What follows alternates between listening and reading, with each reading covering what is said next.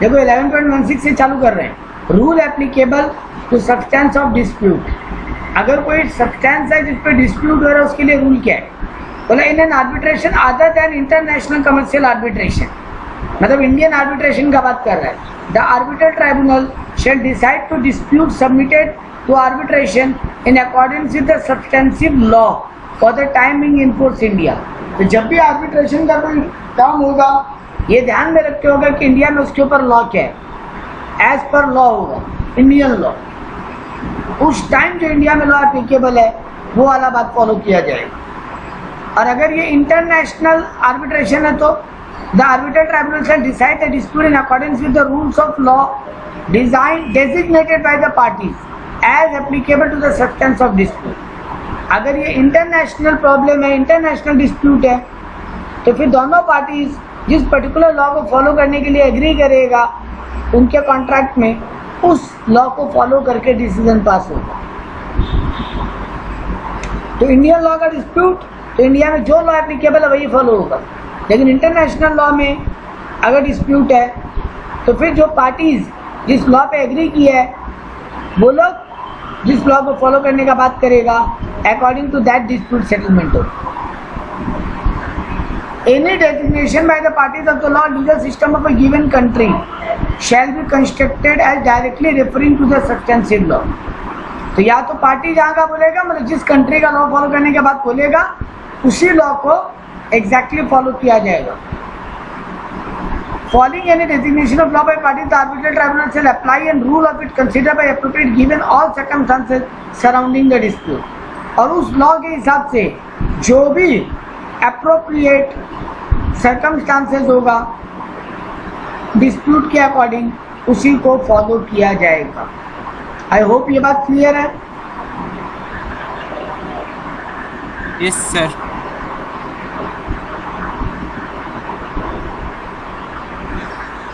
चलो ठीक है, नो डाउट। मतलब यहाँ पे एक बात और लिखा था, आर्बिट्रल ट्राइब्यूनल से डिसाइड एक्स एक्वो इटी बोनो, माने in equity and in good conscience.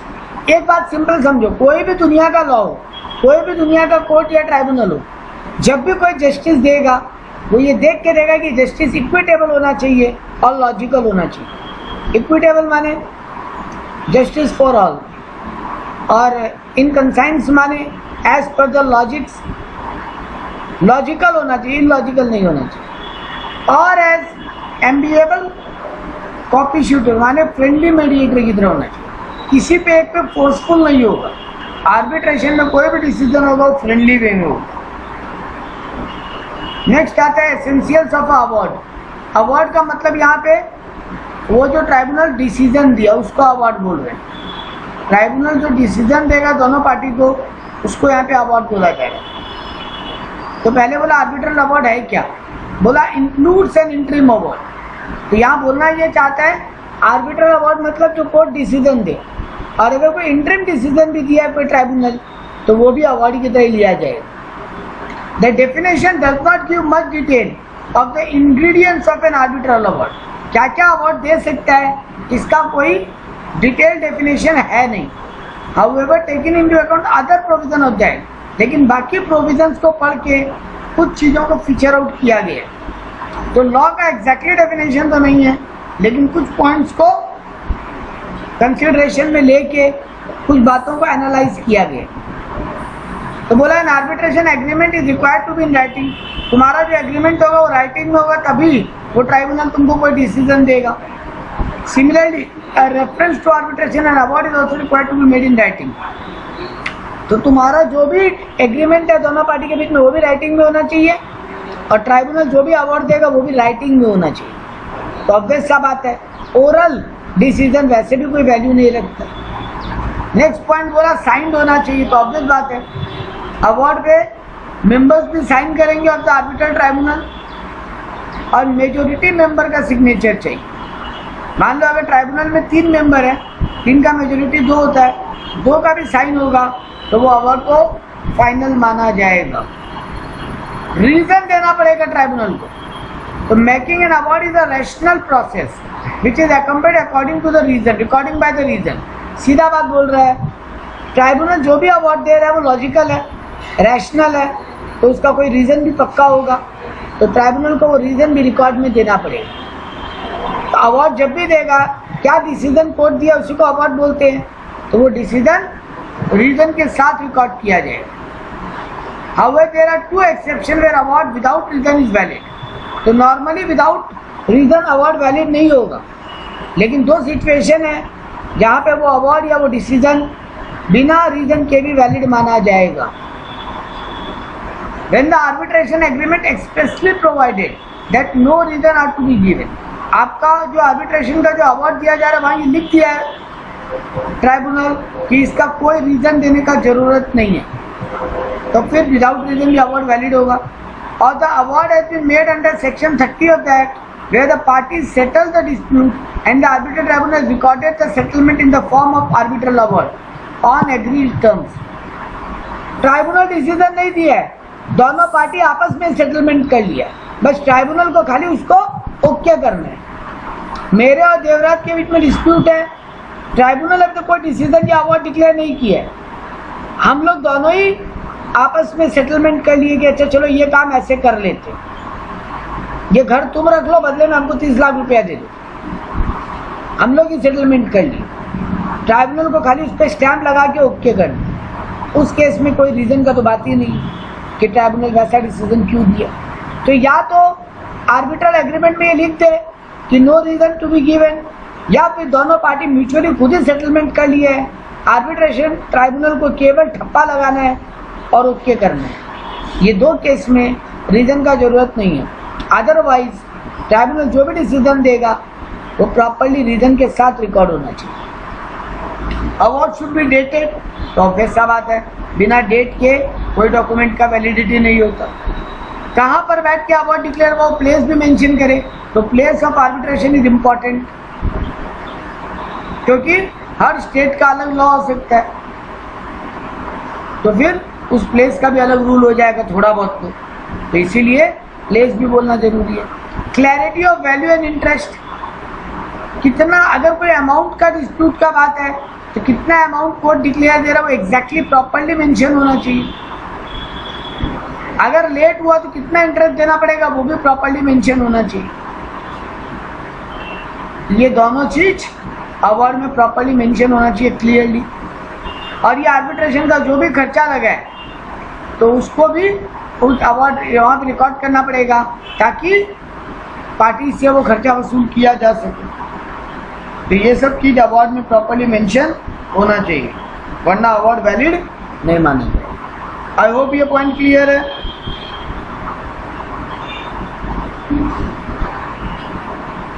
ठीक है, चलो आगे बढ़ते हैं। टाइप्स ऑफ आर्बिट्रल अवार्ड, कितना टाइप का अवार्ड होता है। पहला बोला इंटरिम अवार्ड, माने during the pendency of the matter, अभी केस चल रहा है, अभी ट्राइब्यूनल मैटर को सुन रहा है और उसको लग रहा है कोई एक बात का फैसला अभी दे देना चाहिए, तो वो उसका पहले ही फैसला डिक्लेयर कर दिया थोड़ा बहुत, बाकी पूरा मैटर अभी चलता रहेगा। जैसा मुझे ने एग्जाम्पल भी दिया था कि दो भाई का डिस्प्यूट है, एक भाई प्रॉपर्टी पे घर बनाना स्टार्ट कर दिया तो कोर्ट एक डिसीजन दे देगा ट्राइब्यूनल कि अभी घर बनाना रोको, तो वो भी एक टाइप का अवार्ड ही हुआ, डिसीजन ही हुआ, बट वो अभी केस पूरा सॉल्व नहीं हुआ। तो ये होता है इंटरिम अवार्ड। एडिशनल अवार्ड माने a party with the notice of the other party may request within 30 days from the receipt of the arbitral award to make an additional arbitral award as the claim presented to the arbitral proceeding but omitted from the arbitral award। मान लो arbitral tribunal एक decision दे दिया but वो एक amount लेना भूल गया, 32 लाख का case था, आर्बिट्रेशन 30 लाख का तो डिक्लेयर कर दिया, 2 लाख को लिखना भूल गया। डिसीजन के समय बात हुआ था उस पर, जब हियरिंग चल रहा था तब उस पर बात हुआ था, ओरली बोला भी था ट्राइब्यूनल कि हाँ ये 2 लाख भी अवार्ड में मिलेगा, ये भी देना पड़ेगा पार्टी को, लेकिन लिखते समय भूल गया। तो एक पार्टी दूसरे पार्टी के खुद से भी या दूसरे पार्टी के रिक्वेस्ट पे भी ट्राइब्यूनल को ये बोलेगा कि सर आप एक अवार्ड ओरली यहाँ किए थे बट अभी लिखना भूल गए डिसीजन में, तो प्लीज़ उसको भी आपको लिख के देना चाहिए। तो वो तो ऑलरेडी ऑर्डर पास हो चुका है एक तो कोर्ट दूसरा ऑर्डर भी पास कर देगा उसी समय और आपको अवार्ड दे देगा, extra award, additional award. Third one is settlement award. The arbitrator may use as mediation, conciliation or other procedure at any time during the arbitral proceeding to encourage settlement. Court ये भी try करता है कि court को decision नहीं देना पड़े, tribunal decision नहीं दे, पार्टीज आपस में ही सेटलमेंट कर ले। कोर्ट हमेशा ये ट्राई करता है। तो कोर्ट ये भी डिसीजन बीच में देता है कि आप लोग आपस में आगे सेटलमेंट करते हो तो ज़्यादा बेटर होगा, अपने आप में डिस्प्यूट को सॉल्व कर लो। नहीं कर पाओगे तो ट्राइब्यूनल डिसीजन तो दे गए, तो उसको बोलते हैं सेटलमेंट अवार्ड। बस कोर्ट बोलेगा तुम लोग म्यूचुअल सेटलमेंट कर लो और हम लोग उसको ऑब्जेक्शन नहीं करेंगे और हम लोग उसको केवल रिकॉर्ड करके स्टैम्प करके साइन कर दें। और एक होता है फाइनल अवार्ड, जो ट्राइब्यूनल पूरा केस का सुनवाई के बाद फाइनली डिसाइड करता है। तो टाइप ऑफ अवार्ड वो interim award, additional award, settlement award and final award. एक मिनट रुको, एक प्रेजेंट হচ্ছে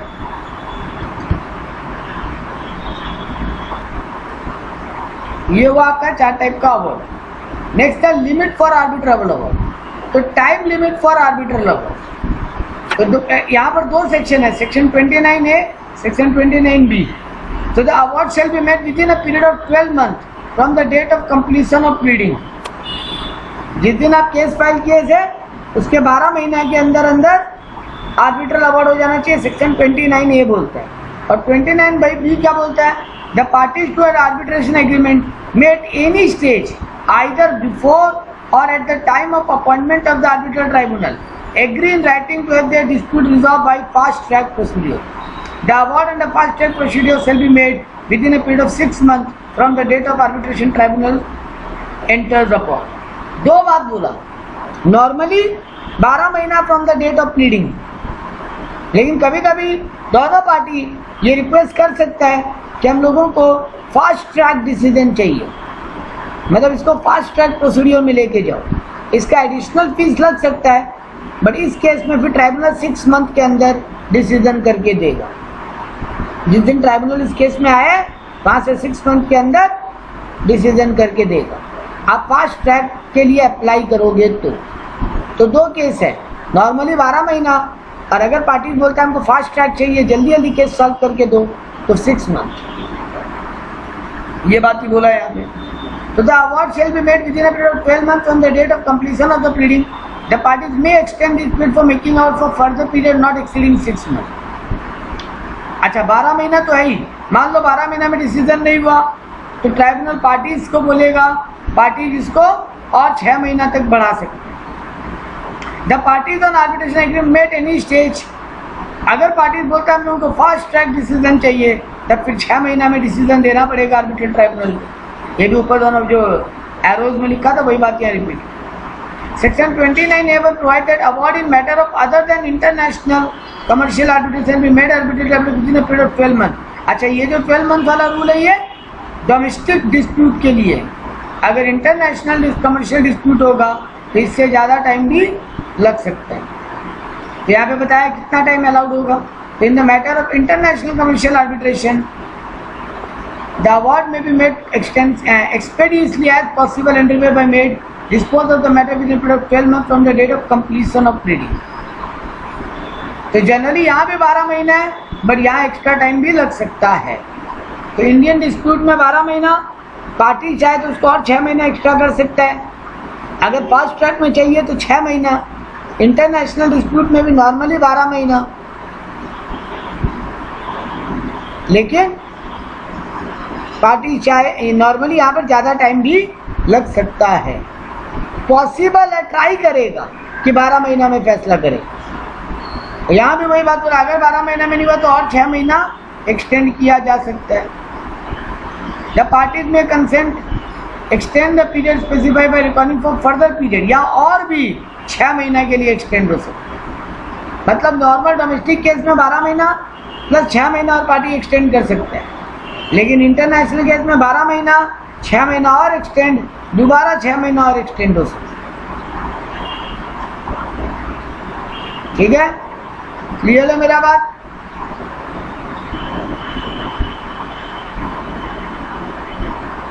ठीक है। यहाँ पे कुछ रेड कलर में लिखा है, वो भी पढ़ते हैं। Provided while extending the period if the court find that the proceeding have been delayed for the reason attributed to arbitration then it may be reduction of fees of arbitration. अगर court को लगता है कि ये जो delay हुआ है ये आर्बिट्रेशन ट्राइब्यूनल के कारण हुआ, मतलब ट्राइब्यूनल का गलती है, पार्टीज का गलती नहीं है डिसीजन आने में देरी होने में, तो फिर जो आपका आर्बिट्रेशन फीस है वो रिड्यूस कर दिया जाएगा 5% ईच मंथ करके। जितना दिन का डिले होगा 5% पर मंथ। मान लो 4 महीना डिले हुआ तो 20% से फीस कम हो जाएगा। 5% पर मंथ है तो 4 महीना और लेट हुआ है तो 4 महीने का 20% फीस कम हो जाएगा। Where the application is pending, the mandate of the arbitration shall continue till the disposal of the said application, provided also that the arbitration shall give an opportunity of being heard before the fees is reduced. अच्छा, दोनों party को opportunity being heard दिया जाएगा fees को कम करने के पहले। The extension of the period may be on the application of any of the parties. अच्छा, ये पीरियड को एक्सटेंड करने का एप्लीकेशन दोनों में से कोई भी पार्टी दे सकता है विद सफिशिएंट कॉस्ट।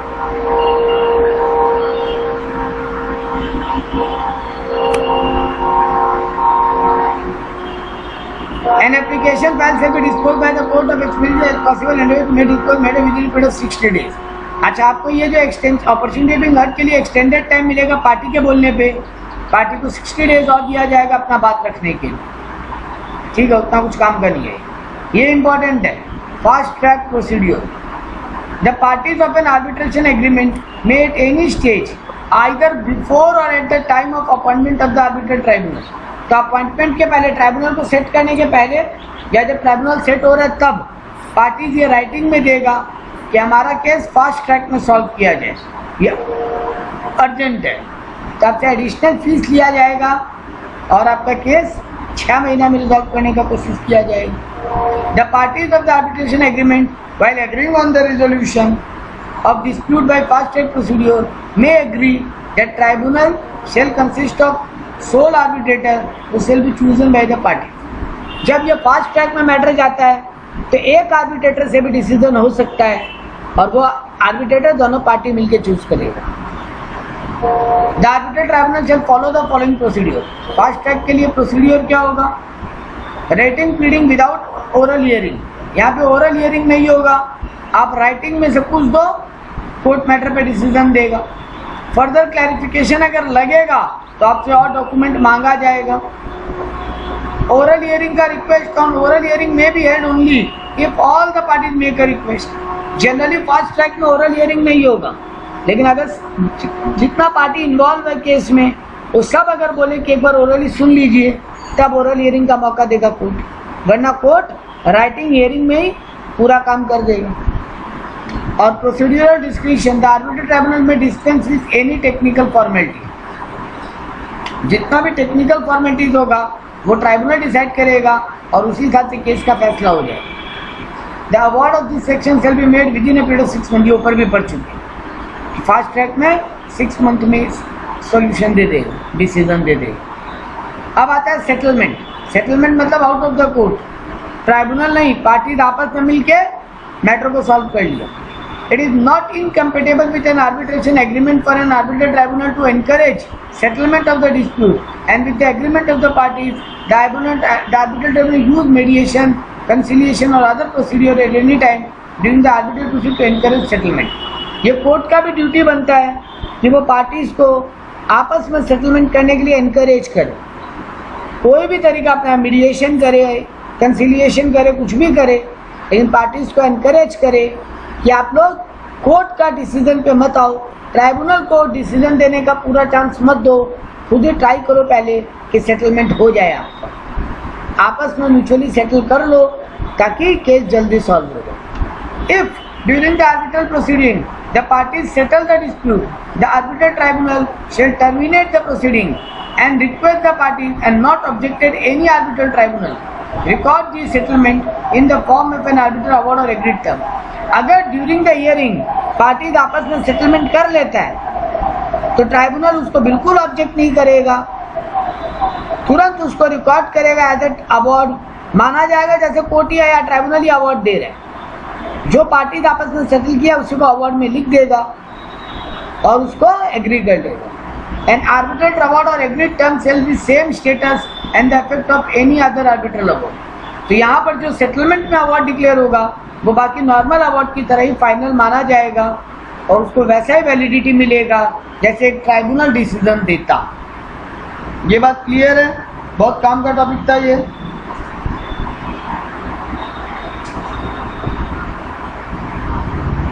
ठीक है, नेक्स्ट टॉपिक पे जाते हैं। Resign for cost in relation to any arbitral proceeding or proceeding under any of the provision of this act. The arbitration, the court or tribunal shall have a discretion to determine. इस arbitration में जो खर्चा लगेगा वो कौन decide करेगा? बोलना ये चाह। तो जिस कोर्ट या ट्राइब्यूनल में केस चल रहा है वही इसका खर्चा डिटरमाइन करेगा। और ये पेमेंट कौन करेगा? ये भी ट्राइब्यूनल या कोर्ट ही डिसाइड करेगा। पेएबल बाय वन पार्टी और अनदर, एक पार्टी दूसरे पार्टी को देगा या दोनों पार्टी मिल के देंगे, ये सब कोर्ट डिसाइड करेगा। कितना अमाउंट देना है वो भी कोर्ट डिसाइड करेगा और कब देना है ये भी कोर्ट डिसाइड करेगा। If the court or tribunal decide to make an order or payment of cost, the general rule is that unsuccessful party will be ordered to pay the cost of to the successful party. Generally ये खर्चा कौन किसको देगा? जो party case हारा है वो देगा, जो पार्टी केस जीता है उसको। मान लो अगर दोनों पार्टी थोड़ा थोड़ा कॉस्ट पेमेंट कर दिया, अब हम केस हार गया, देवराज और नीरज केस किया, दोनों फीस पेमेंट करना पड़ा। अब देवराज केस हार गया तो जितना फीस नीरज दिया देवराज वो नीरज को पे करेगा। माना जाएगा या नीरज सही था देवराज गलत, तो ये फालतू केस हुआ, तो देवराज कॉस्ट को बियर करेगा। Unsuccessful party will be ordered to pay the cost to the successful party. The court or tribunal may make a different order for reason to be recorded in writing. अगर tribunal कुछ और decision दे रहा है तो उसका proper reason देना पड़ेगा tribunal को कि वो ये नॉर्मल रूल को क्यों नहीं मानते। That in determining the cost, the court or tribunal shall regard all the circumstances. Party का बिहेवियर को नजर में रखेगा वो लोग, कौन पार्टी सक्सीड किया है इस केस में वो भी ध्यान देगा।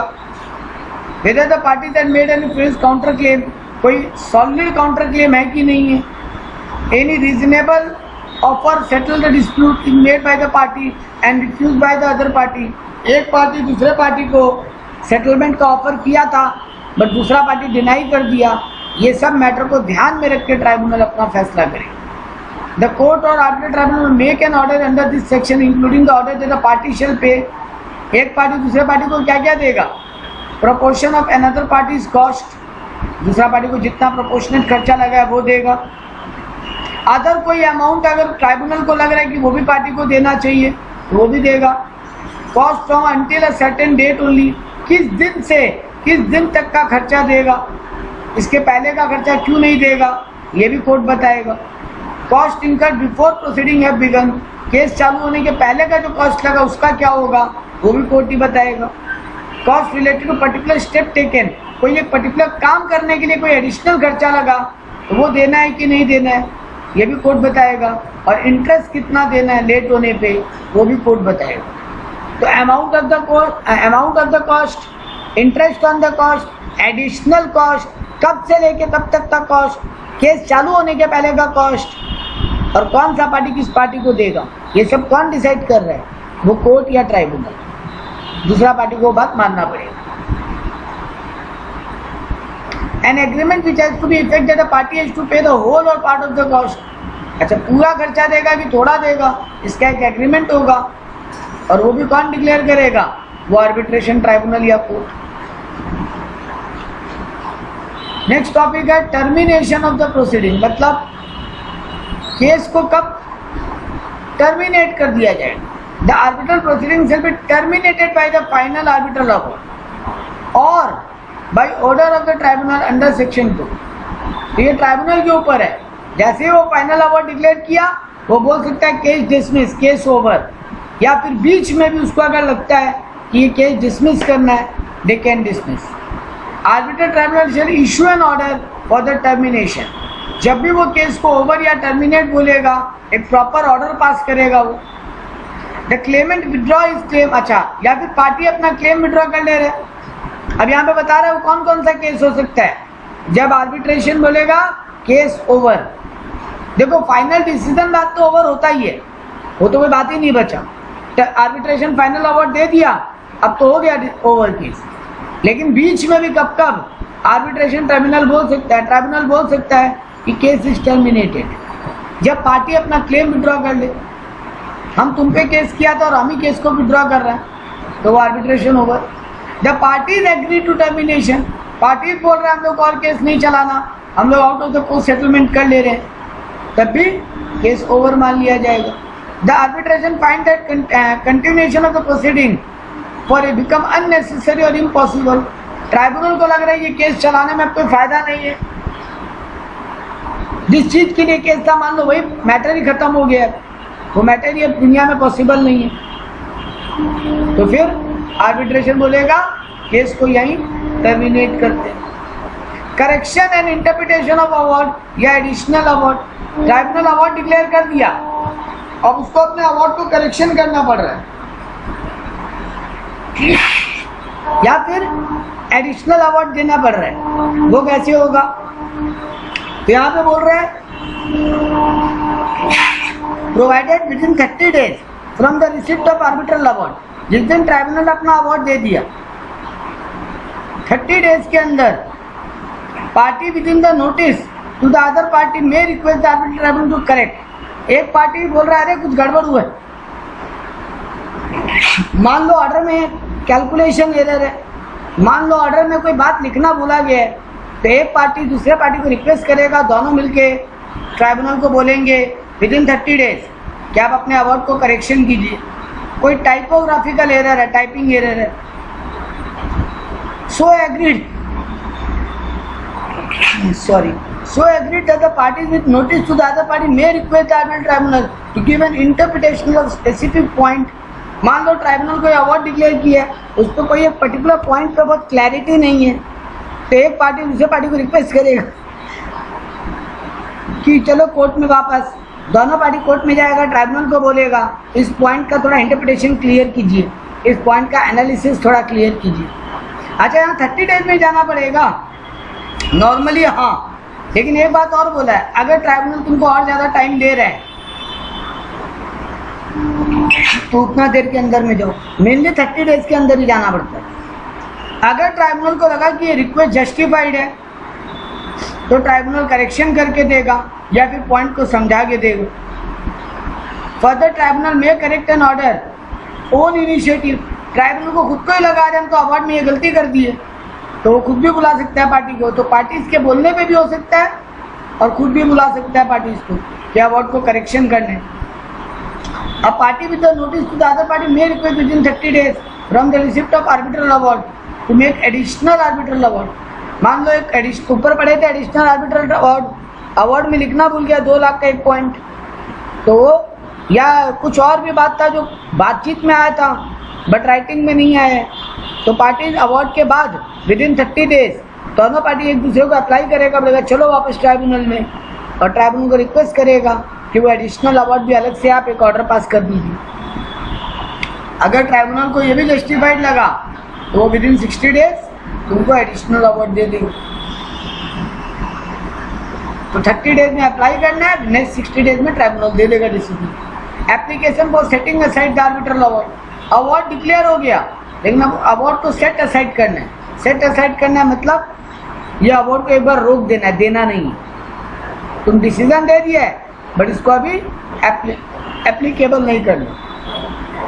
तो provided that recourse to a court against an arbitral award may be made only by an application for setting aside such award.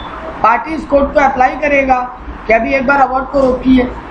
The arbitral award में set aside by the court, कौन set करेगा इसको, रोकेगा कौन, court. तो अगर कोई arbitral award दिया लेकिन एक पार्टी को लग रहा है मेरे साथ गलत हुआ है, ये अवार्ड रॉन्ग है, तो वो कोर्ट में अप्लाई करेगा फर्दर, तो कोर्ट एक बार उस आर्बिट्रल अवार्ड को रोक देगा। The parties making the application establish on the basis of record of the arbitral tribunal that कि party was under some incapacity, जिस पार्टी को अवार्ड डिक्लेयर हुआ उसका वो कैपेसिटी ही नहीं है, या फिर ये अवार्ड ही वैलिड नहीं है एज पर लॉ, यहाँ पे लॉ प्रॉपर्ली फॉलो नहीं हुआ है, हम कोर्ट में केस किए हैं दोबारा। या फिर party making the application was not given proper notice, मेरे को प्रॉपर नोटिस बिना टाइम दिए मेरे अगेंस्ट में अवार्ड डिक्लेयर दिया गया। सामने वाले पार्टी को पूरा मौका मिला, मेरे को पूरा मौका ही नहीं मिला मेरा बात रखने का, मेरे को प्रॉपर नोटिस ही नहीं मिला था। जब तक हम गए तब तक अवार्ड डिक्लेयर हो गया, तो गलत बात। Arbitral award deal with the dispute not contemporary by any falling within the terms of the submission to arbitration. हम लोग जो डिस्प्यूट या मैटर को लेकर कोर्ट में गए थे, कोर्ट उसको उतने अच्छे से देखा ही नहीं, ट्राइब्यूनल उसको उतने अच्छे से देखा ही नहीं, और वो बियॉन्ड द स्कोप जाके, क्योंकि देखो आर्बिट्रेशन में पार्टी जितना डिस्प्यूट रखा है उसी पे डिसीजन होता है, बियॉन्ड द स्कोप जाके ट्राइब्यूनल डिसीजन नहीं दे सकता। अगर एक पार्टी को लग रहा है कि ट्राइब्यूनल बियॉन्ड द स्कोप जाके डिसीजन दिए, तो वो कोर्ट को बोलेगा इस अवार्ड को रोका जाए। The composition of the arbitral tribunal was not according with the agreement of the party. दोनों पार्टी जिस तरीके से ट्राइब्यूनल को बनाने का बात किया था, ट्राइब्यूनल वैसा बना ही नहीं, ट्राइब्यूनल वैसा रूल पे गया ही नहीं, तो फिर ये डिसीजन को सेट असाइड करना पड़ेगा। The court find that the subject matter of the dispute is not capable of settlement by the arbitration, या फिर मैटर ही ऐसा था, कोर्ट को लग रहा है कि ये तो आर्बिट्रेशन में हो ही नहीं सकता, इसको तो कोर्ट में आना ही पड़ेगा। ऐसा कोई केस जो आर्बिट्रेशन के दायरे में ही नहीं आता, जिस पे आर्बिट्रेशन डिसीजन हो ही नहीं सकता, तो वैसा मैटर को कोर्ट बोलेगा कि ये तो आर्बिट्रेशन के लीगल जुडिक्शन में ही नहीं था, तो इसको रोको, डिसीजन को कोर्ट में आओ, कोर्ट सुनेगा इसको। The arbitral award is in conflict with in the party policy of India, public policy of India. जो आर्बिट्रेशन अवार्ड दिया है वो अगेंस्ट द पब्लिक नेचर है, अगेंस्ट पब्लिक इंटरेस्ट है। An application of set aside may not be made after 3 month. अच्छा, तुम लोग अगर ट्राइब्यूनल के डिसीजन को रोकना चाहते हो तो कोर्ट में कितना दिन में अप्लाई करना पड़ेगा? 3 महीने के अंदर। अगर आप 3 महीने में नहीं गए, आर्बिट्रेशन अवार्ड जिस दिन रिसीव हुआ उस दिन से, तो फिर आप कोर्ट में नहीं जा सकते। हाँ, अगर कोर्ट को लगता है कि कोई सफिशिएंट रीजन है डिले होने का, तो फिर वो आपको और 3 महीना दे सकते, नहीं और 30 डेज दे सकते। अगर आप 3 महीने में केस नहीं कर पाए कोर्ट में, लेकिन आप सफिशिएंट रीजन दो, तो और 3 महीना दिया जा सकता। Finality of arbitrable award and enforcement. Arbitral award कब फाइनल होगा और कब उसको एनफोर्स किया जा सकता है? तो यहाँ पे बोला when the time of making an application to sell that arbitral award expired, then such award shall be enforced in according with the provision of the code of civil procedure. Arbitration का award time limit के बाद आया, मतलब time limit expire हो चुका है, तो फिर उसको सिविल कोर्ट प्रोसीजर में लिया जाएगा। और अगर कोर्ट को लगता है कि आर्बिट्रल अवार्ड तो सही है, भले ही लेट हुआ है लेकिन अवार्ड सही दिया गया था, तो फिर उसको कोर्ट डिक्लेयर करेगा दोबारा, यहाँ जो आर्बिट्रेशन अवार्ड दिया उसको एनफोर्स कर दो, वो सही है, भले ही लेट हुआ है लेकिन अवार्ड तो सही है, तो दोबारा सुनने का कोई ज़रूरत नहीं है कोर्ट को। कोर्ट बोलेगा वही है अवार्ड, हम दोबारा एक्सेप्ट कर ले रहे हैं। When the application to set aside the arbitral award has been filed in the court, the filing of such application shall not be itself render that award enforceable unless the court grant an order of stay or operation of the said arbitral award. आप court में matter ले गए, court अगर उस award को बोल दिया रोक दो, सेट असाइड कर दो, तब तो सेट असाइड करना पड़ेगा। लेकिन कोर्ट अगर ये बोल रहा है नहीं हम केस को सुनेंगे बट इस अवार्ड को सेट असाइड नहीं करेंगे, मेरे को लग रहा है ट्राइब्यूनल जो अवार्ड दिया वो तो ठीक ही है, लेकिन फिर भी हम एक बार हियरिंग करेंगे, बट हम अवार्ड को रोकेंगे नहीं, हम डिसीजन को रोकेंगे नहीं, तो फिर ये एनफोर्सेबल होगा, आप इसको रोक नहीं सकते।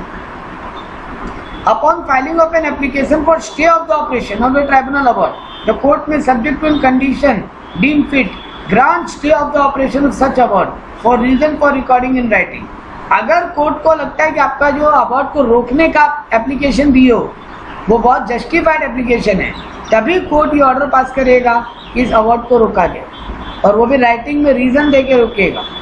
अगर वो राइटिंग में रीजन नहीं दे रहा है कोर्ट, तो फिर वो अवार्ड को एनफोर्स किया जाएगा उसको रोकने से।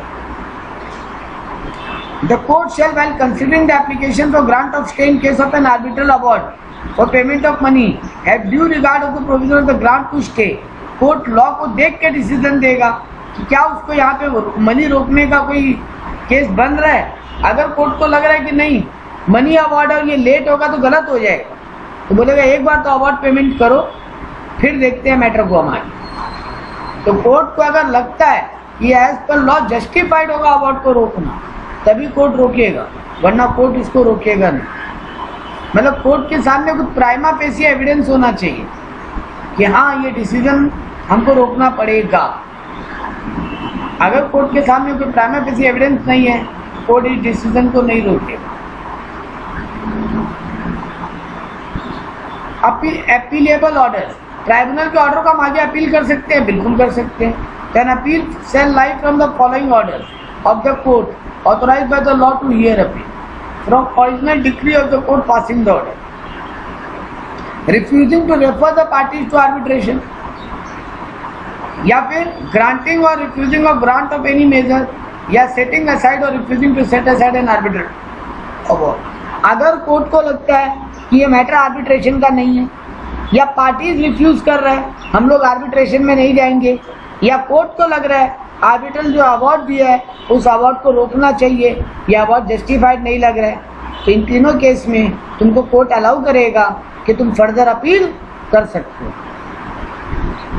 तो तुम तभी ट्राइब्यूनल के ऑर्डर के अगेंस्ट में अपील कर पाओगे अगर कोर्ट को ये 3 मैटर लग रहे हैं, तब फिर कोर्ट तुम्हारा अपील को एक्सेप्ट करेगा, और नहीं तो कोर्ट तुम्हारा अपील को रिफ्यूज कर देगा, बोलेगा जो ट्राइब्यूनल ऑर्डर दिया वही फाइनल।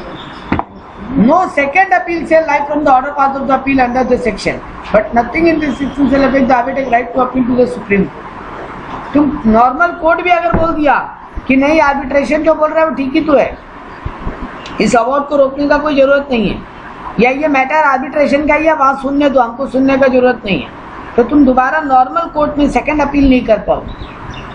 कहाँ जा सकते हो फाइनली? सिर्फ सुप्रीम कोर्ट जा सकते हो, वहाँ अपील करने का तुम्हारा हमेशा राइट है। नेक्स्ट बोला डिपॉजिट। आर्बिट्रेशन जब भी कोई डिसीजन देगा तो the arbitral tribunal may fix the amount of the deposit और the supplement deposit as the case may be in advance for the cost which expect to be incurred in respect of the claim. हम तुम्हारे ऊपर 20 लाख का case किए, court को लग रहा है कि ये 20 लाख तुम्हारा वैसे तो जस्टिफाइड है, बट एक बार पूरा मैटर सुना जाएगा, तो कोर्ट क्या बोलेगा? कोर्ट बोलेगा कि हाँ एक बार मैटर को कोर्ट में लेके आओ, एक बार मैटर को कोर्ट में लेके आओ, लेकिन उसके पहले एडवांस मनी जमा करो। ट्राइब्यूनल बोल रहा है, ट्राइब्यूनल, कोर्ट नहीं, सॉरी ट्राइब्यूनल, कि एक बार एडवांस में जो 20 लाख का क्लेम है पहले कोर्ट में या ट्राइब्यूनल में जमा करो, उसके बाद केस का सुनवाई हो। Provided that apart from the claim a counter claim has been submitted. हाँ हम तुम्हारे ऊपर क्लेम ठोका है, तुम भी मेरे ऊपर काउंटर क्लेम ठोका है, तो काउंटर क्लेम में कोई अमाउंट नहीं बोलेगा। हाँ काउंटर क्लेम में अगर उसको लग रहा है तो वो सेपरेट अमाउंट बोल सकते हैं, लेकिन जनरली जो पार्टी पहला क्लेम कर रहा है उसी को बोला जाएगा तुम इतना रुपये जमा करो। लेकिन अगर काउंटर क्लेम और कोर्ट को लग रहा है इस पार्टी को भी रुपये जमा करना चाहिए, तो वो दोनों पार्टी को बोलेगा पहले एडवांस मनी जमा करो केस का, तब हम मैटर को सुनेंगे। दोनों पार्टी एक दूसरे पे सेम केस कर रहा है तो फिर दोनों को बोला जाएगा इक्वल शेयर डिपॉजिट करो, मतलब हाफ हाफ अमाउंट जमा करो। अगर पार्टी फेल कर जाता है ये पैसा जमा करने में, द अदर पार्टी में पे दैट शेयर, दूसरा पार्टी अपना पैसा कम से कम जमा करेगा। एक पार्टी को कोर्ट अलाउ कर सकता है, अच्छा ठीक है तुम्हारे पास पैसा नहीं है कोई बात नहीं, चलो केस लड़ते हैं। When the other party also does not pay the requested share, अब हम नहीं दे रहे तो तुम भी नहीं दे रहे, तो कोर्ट या आर्बिट्रल उस केस को सस्पेंड कर देगा, बोलेगा केस रिजेक्ट है।